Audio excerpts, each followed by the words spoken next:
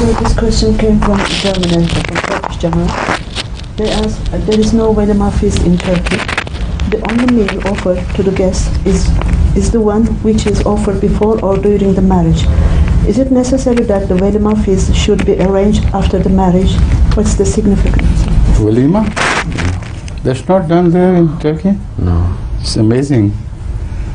There's the one thing which is sunnah, the rest is not sunnah.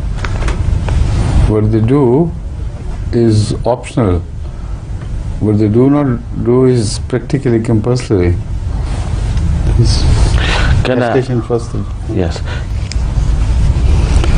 My answer has already been given, which is that according to the sunnah, anything to be given to the wife or to be spent on the wife is of two types. First, meher, which is according to the Quran, a fariza. But she's not talking of that.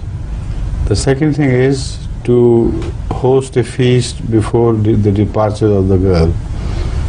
Now that is not a sunnah at all. It's not necessary.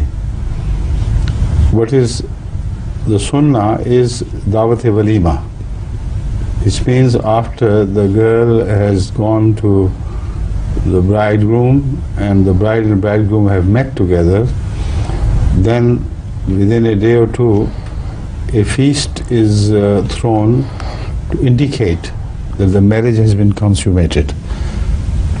This is sunnah.